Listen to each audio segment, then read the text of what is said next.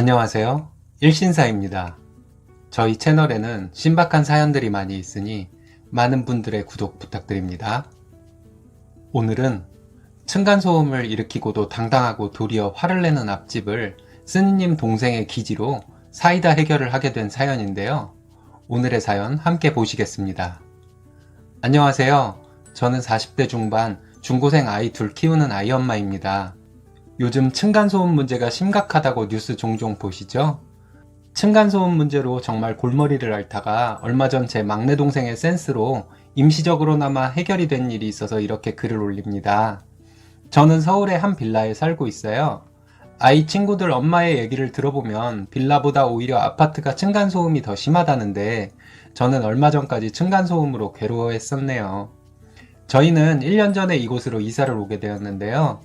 이사를 오려고 보니 그 전에 살던 분이 이 집에 10년을 넘게 사셨다고 하더라고요. 이사를 준비하면서 부동산과 여기 집을 보러 왔을 때 보니 집 구조는 좋은데 전 주인이 오랫동안 살면서 중간에 도배나 장판 교체 같은 것을 한 번도 안 했는지 벽지랑 장판이 상당히 낡아 있고 벽에 낙서도 돼 있고 했어요.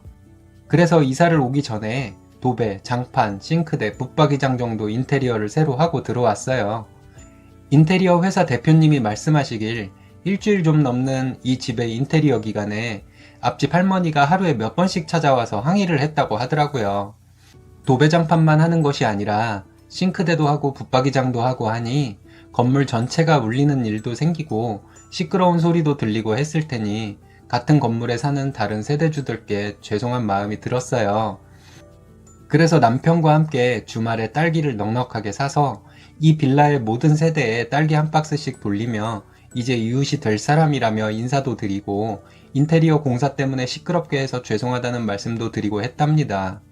다들 이런 거 안 해도 되는데 고맙다며 딸기 잘 먹겠다고 하셨어요. 근데 앞집 할머니는 저희가 찾아갔을 때 먼지도 많이 나고 너무 시끄러워서 못 살겠다고 하시더군요. 그러더니 이렇게 오랫동안 시끄럽게 해놓고는 겨우 딸기 하나로 때우려느냐 하시는 거예요. 황당했지만 그냥 죄송하다 했습니다. 그리고 무슨 일 있으면 연락 주시라고 그 할머니께 제 연락처를 남겼고요. 그날 저녁부터 할머니에게 저희 인테리어 공사에 대한 보고를 받게 되었네요. 지금 무슨 시끄러운 소리가 난다. 지금 복도까지 먼지가 쌓여서 밖을 못 나가겠다. 건물이 울려서 머리가 어지럽다. 이런 것으로 앞집 할머니에게 전화가 왔습니다. 제가 뭐 할 말이 있나요? 죄송하다고만 했죠. 그리고 앞집 할머니가 먼지가 많다고 한 날은 남편과 퇴근하고 대걸레를 가지고 가서 빌라의 복도를 대걸레로 여러 번 닦고 집으로 돌아왔습니다. 그렇게 인테리어가 마무리되고 입주 청소만 남겨둔 날에 할머니가 또 전화가 와서 먼지가 너무 많다고 신경질을 내시더라고요. 그래서 또 남편과 가서 복도를 닦았습니다. 근데 할머니가 문 열고 나오시더니 저희에게 저희 집 안에도 먼지가 많으니 그것도 닦아놓으라고 하시는 거예요. 문을 닫아 놓을 텐데 저희가 이사 올 집안에 먼지가 무슨 상관이냐고 말씀드렸더니 문을 열고 닫고 하며 사람들이 왔다 갔다 하면 또 먼지가 난다고 무조건 닦아 놓으라고 하더라고요. 그래서 거의 3시간 동안 집안의 바닥을 대걸레로 닦고 집으로 갔네요. 그 다음날 몸살이 나고서야 청소업자들에게 주는 비용이 그렇게 비싼 것이 아니구나 하고 느꼈어요. 그리고 저희 이삿날이 되었습니다. 새로 산 가구도 들어가고 저희 이삿짐도 들어가고 정신이 없었네요. 아무리 포장이사라 해도 집주인이 해야 할 일도 많고 신경 쓸 일도 많잖아요. 그렇게 한참 이삿짐을 나르고 있는데 또 그 앞집 할머니가 나와서 사다리차 소리가 시끄럽다고 항의하고 이삿짐 나르시는 분들이 복도에서 얘기하는 소리가 시끄럽다고 항의하셨어요. 뭐 또 별수 없이 죄송하다고 최대한 조용히 하겠다고 말씀드렸죠. 그랬는데도 이삿짐이 들어오는 내내 시간대별로 앞집 할머니는 나와서 항의하시더군요. 한 번은 나오셔서 할머니 손주가 자는데 시끄럽다고 항의하셨어요. 그래서 갓난아이가 있나 했더니 그 아이는 나중에 알고 보니 초등학생이더라고요.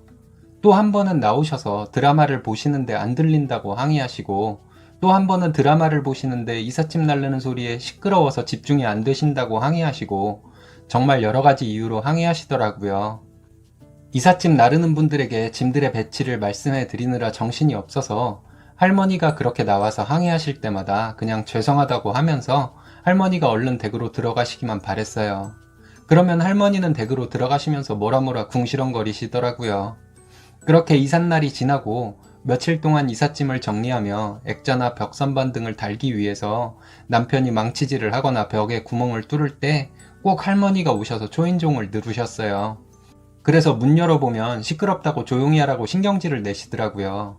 이삿날에 못 들어오고 후에 새로 주문한 가전제품이 몇 가지 들어왔는데 그때도 항상 저희 집에 오셔서 시끄럽다고 항의. 정말 힘들게 이사를 했네요. 며칠간 이삿짐 정리를 다 하고 나니 새 집인 것 같고 좋더라고요. 아이들도 각자 방이 전에 살던 집보다 더 넓어졌다고 좋아하고요. 근데 어디서 쿵쿵 울리는 소리가 나고 어린 아이들이 시끄럽게 소리 지르는 소음이 들리더라고요. 처음에는 윗집에 아이들이 사나보다 하고 대수롭지 않게 여겼습니다. 저희 가족이 그런 것에 민감한 편도 아니고요. 그런데 쿵쿵거리는 소리와 아이들 소리 지르는 소음, 우는 소리 이런 것들이 며칠간 지속되니까 거슬리더라고요. 낮에만 그런 소리가 들리면 저희 집에는 아무도 없으니까 상관이 없는데 저녁에도 들리고 밤늦게까지 들리더라고요. 자세히 들어보니 저희 집이 이사를 올 때부터 저희에게 계속 시끄럽다고 항의하던 할머니 집에서 나는 소리 같았어요. 그날은 비도 오고 날구지를 하는지 고등학생인 큰아이가 공부하다가 시끄럽다고 예민하게 굴길래 앞집 초인종을 눌렀네요. 그랬더니 할머니가 나오시지 않고 아이들 엄마가 나오더라고요. 그래서 우리 집에 고등학생 아이가 있어서 시끄럽다고 공부가 안 된다고 한다며 얘기하고 아이들을 좀 조용히 시켜달라고 얘기했거든요. 그랬더니 그 아이 엄마가 저를 노려보면서 아이들이 크면서 저렇게 놀면서 크는 거지 그 정도도 이웃끼리 이해를 못 해주냐며 되려 저한테 뭐라 하는 거 있죠? 정말 황당했네요. 그래도 시험 얼마 안 남은 우리 아이가 공부 중이니 생각 좀 해달라고 했어요. 그랬더니 알겠으니까 가세요 이러면서 문을 쾅 닫아버리는 거 있죠. 사람 참 기분 나쁘게 하는 재주가 있는 여자였어요. 그리고 집으로 돌아왔는데 앞집 아이들은 정말 있는 힘을 다해서 노는 것 같더라고요. 심하게 쿵쿵거리고 심하게 싸우고 심하게 울고 심하게 소리 지르더라고요. 와, 정말 머리에 지진이 나는 줄 알았습니다. 그날은 큰아이가 예민하게 굴어서 그냥 집 근처에 독서실이나 스터디 카페에 가서 공부하고 오라고 내보냈어요. 그 다음날도 또 그 다음날도 마찬가지로 앞집 아이들은 전쟁놀이를 하는 것처럼 시끄러웠어요. 저희는 어쩔 수 없이 큰아이를 스터디 카페로 보냈고요. 저희 큰아이는 귀마개를 하고 어떻게든 집에서 공부하려 했는데 그것으로 앞집 아이들이 내는 소음을 막을 수가 없었나 봐요. 근데 아이 키워보신 분들, 다른 분들은 어떠신지 모르겠지만 저는 아이가 집에 들어오기 전까지 잠을 못 자요. 큰아이가 늦게 오면 저도 늦게 자야 하고 그래서 잠을 못 자면 다음날 회사에서 일하는데 지장이 생기더라고요. 그래도 큰아이가 집에서 공부하면 같이 안 자고 기다려주다가 아이보다 먼저 잘 수도 있는 건데 아이를 스터디 카페로 보내놓고는 걱정이 돼서 아이가 들어오기 전엔 잠을 잘 못 자겠더라고요. 그렇게 피곤하게 한동안 살았네요. 게다가 우리 큰아이는 공부하다가 모르는 것이 있으면 아빠한테 바로 물어볼 수 있다고 집에서 공부하는 것을 좋아했거든요. 그렇기도 하지만 집에서 큰아이가 공부하는 것에 비해서 스터디 카페에 가서 공부하는 것이 또 괜한 비용이 들고 하니 그것도 좀 아까운 생각이 들었지요. 그래서 몇 번 앞집에 다시 찾아가 봤지만 앞집 여자와 할머니의 신경질적인 반응에 별 수 없이 그냥 집으로 돌아왔네요. 그 할머니는 더 괘씸한 게 우리 인테리어 공사할 때부터 이사 와서까지 시끄럽다고 그렇게 항의를 많이 하더니만 자기 손주들은 그렇게 시끄럽게 떠들면서 이웃들에게 민폐를 끼치는데도 자기 손주들을 감싸고 도니 정말 기분 나빴습니다. 별 생각을 다 해봤어요. 경찰에 층간소음을 신고할까? 아니면 남편과 찾아가서 소리 지르고 싸워볼까? 여러 가지로 방법을 생각해 봤지만 딱히 좋은 방법이 떠오르지를 않아서 답답하던 중에 제 막내 동생이 저희 집에 며칠 있겠다고 왔어요. 우리 막내는 결혼하기 전에 잠깐 저희 집에 살았어서 우리 아이들과 정도 많고 그래요. 결혼해서 지방으로 가서 살게 되어서 자주 못 보고 살았는데 서울로 출장을 며칠 올 일이 있다고 해서 우리 둘째 방에서 같이 자라고 저희 집으로 오라고 했거든요. 그랬더니 막내 동생이 자기가 저희 집에 오는 것이 민폐라고 그냥 모텔에서 자면 된다고 하는 것을 우리 둘째가 자기 삼촌한테 전화해서 옛날처럼 같이 자고 싶다고 오라고 했어요. 그 말에 동생이 저희 집에 며칠 와 있게 되었는데요. 동생이 오자마자 앞집에 소음을 듣고 가서 얘기하지 뭐하냐고 저에게 말하더라고요. 그래서 그동안 있었던 일을 얘기해주며 대화가 안 통하는 사람이라고 얘기해줬어요. 그 말을 다 듣고는 동생이 자기가 누나 집 하숙비로 층간소음 해결해준다고 하더라고요. 동생의 그 말을 듣고 우리 남편이 소음을 해결만 해주면 동생 큰아이의 첫 대학 등록금을 내주겠다고 큰 소리를 치고요. 그 다음날 동생은 거래처에 저녁에나 가보면 된다고 하루 종일 저희 집에 있었어요. 저도 그날은 쉬는 날이라 집에 있으면서 오랜만에 우리 막내 맛있는 것도 해주고 둘이 얘기도 하고 그랬는데요. 점심때가 좀 지나니 앞집 아이들이 학교에서 돌아왔는지 또 그 소음이 시작되더라고요. 저희 막내 동생이 그 소리를 듣고는 이제 시작하겠다고 하더니 저희 남편의 러닝 셔츠를 빌려달라고 하더라고요. 그걸 입고는 바지는 추리닝을 입고 두 다리 모두 바지를 무릎까지 걷어 올렸어요. 그 다음 동생은 자기 머리를 막 헝클어뜨리고는 저에게 앞집으로 가자고 하더라고요. 가서 앞집 사람들에게 자기를 소개할 때는 감옥에서 나온 지 얼마 안 돼서 갈 곳이 없어서 저희 집에 와 있는 동생이라고 소개하라고 저에게 당부를 했는데요. 뭔지는 모르겠지만 어렸을 때부터 잔머리 잘 굴려서 지가 잘못해놓고 엄마에게 제가 혼나도록 만들 정도로 얄밉지만 똘똘했던 동생이라 그냥 시키는 대로 했어요. 떨리는 마음으로 동생과 함께 앞집 초인종을 누르고 앞집에서 왔다고 얘기했거든요. 앞집 여자가 나오더라고요. 그 여자는 인상을 쓰면서 무슨 일이냐고 신경질부터 냈어요. 그 여자는 자기 아이들 최대한 조용히 시키고 있는데 왜 또 찾아왔냐고 얘기하더라고요.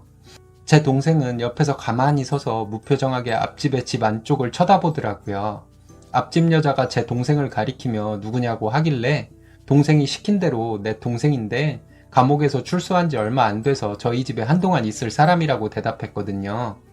그랬더니 앞집 여자가 자기를 뭐 협박하러 왔냐며 자기는 그런 거 하나도 안 무섭다고 하면서 소리를 지르더라고요. 그랬더니 그 집 할머니도 나오고 그 집 아이들도 거실에서 저희를 쳐다보더라고요. 할머니도 또 저희에게 아이들 조용히 시키고 있는데 왜 자꾸 찾아오냐며 화를 내더라고요. 동생이 나서서 앞집 사람들에게 화를 내던지 얘기를 하던지 하길 바랬는데 그저 제 동생은 그때까지 아무 말도 안 하고 개슴츠레한 눈으로 앞집 아이들을 무표정하게 계속 쳐다보기만 했어요. 조금 뒤에 앞집 여자가 제 동생의 눈치를 보기 시작하더라고요. 저와 동생을 돌아가면서 보더니 알았으니까 이제 가세요. 애들 좀 노는 소리 가지고 이웃끼리 되게 야박하게 구네. 이러는 거 있죠? 그 말을 듣고 제가 화가 나서 얘기를 할까 말까 하는데 동생은 계속 집 안의 아이들만 뚫어져라 쳐다보는 거예요. 그래서 그냥 가만히 있었는데요. 그 앞집 여자와 할머니도 별 말을 안 하고 잠시 정적이 흐르는데 앞집 아이들을 뚫어져라 쳐다보기만 하던 제 동생이 갑자기 술 취한 사람처럼 씩 웃더니만 앞집 아이를 쳐다보면서 아, 너구나 하더라고요. 그리고는 이상한 미소를 지으면서 돌아서서 저희 집으로 들어가 버리는 거 있죠? 우리 동생이 돌아서는데 앞집 여자가 당황해서 아저씨, 우리 애들이 뭐요? 뭐 어쩌시게요? 이렇게 떨리는 목소리로 얘기하더라고요. 우리 동생이 꾸미는 일이 뭔지 알 것 같았네요. 그 앞집 여자의 말에 동생이 뒤돌아서 앞집 여자를 개슴츠레한 눈으로 한동안 쳐다보더니 말없이 다시 뒤돌아서서 저희 집으로 들어가 버리는 거 있죠? 제 동생 뒤에다 대고 앞집 여자가 아저씨 어쩌시게요? 알았다고요. 아이들 절대 못 떠들게 할게요. 하면서 떨더라고요. 그래서 제가 앞집 여자에게 우리 동생 겁내실 거 없다고 약만 시간 맞춰서 잘 먹으면 일도 잘하고 참 착한 애라고 얘기했답니다. 그리고 저도 집으로 들어오는데 앞집 여자가 아이들에게 막 소리 지르며 조용히 시키는 소리가 들리더라고요. 그리고 그날은 앞집 아이들의 소리보다 아이들 혼내는 앞집 여자의 목소리가 더 많이 들렸어요. 저녁에 남편이 퇴근을 해서는 앞집 아이들 소리가 왜 안 들리냐고 물어보길래 낮에 우리 동생이 한 것을 얘기해 줬어요. 남편이 한참 웃더라고요. 제가 마지막에 앞집 여자에게 한 얘기에 참 센스 있다며 우리가 오누이 사기단이라고 하더니 또 웃겨 죽겠다고 하더라고요. 밤에 동생이 볼일 보고 들어오고 남편이 이번 일로 앞집 아이들이 조용해지면 동생 큰아이 첫 대학 등록금을 자기가 약속대로 내주겠다고 동생에게 얘기하며 또 웃겨 죽겠다고 하더라고요. 며칠 뒤에 동생은 출장이 끝나고 집으로 돌아갔어요. 그리고 며칠간은 앞집 여자가 아이들을 잡는 소리와 아이들 우는 소리가 계속 들리더라고요. 며칠 지나니 아이들 소음이 또 나기 시작했지만 그래도 전에 비하면 정말 10분의 1도 안 되는 소음이라 저희 생활에는 별로 거슬리지 않는 정도였거든요. 가끔은 앞집 아이들의 소리가 좀 커서 거슬려도 앞집 여자가 아이들을 혼내고 하는 소리가 좀 이따 들리고 곧 조용해지니 저희가 앞집에 가서 항의를 할 일도 없어서 좋고요. 동생 덕분에 이렇게 저희는 층간소음을 해결했습니다. 저희 동생에게 나중에 전화로 물어보니 자기도 어디 인터넷 글에서 읽은 내용을 가지고 한번 해본 것인데 자기가 좀 약쟁이 같이 생겨서 잘 먹혀들었나 보다고 하길래 동생과 전화로 한참 웃었네요. 우리 똘똘한 막내 귀엽죠? 이렇게 저희는 층간소음이 해결되었어요. 정말 뉴스에서 가끔 보듯이 살인까지도 부르는 무서운 층간소음이죠. 층간소음 분란으로 고통받고 계신 분들 다들 큰일 없이 잘 해결되길 바랄게요. 감사합니다. 정말 동생분의 센스로 큰 소리도 내지 않고 층간소음을 해결하셨다니 정말 축하드려요.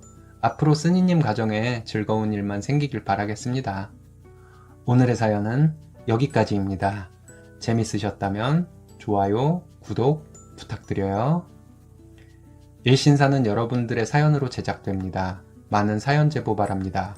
여러분들의 사연은 아래 메일 주소로 부탁드려요.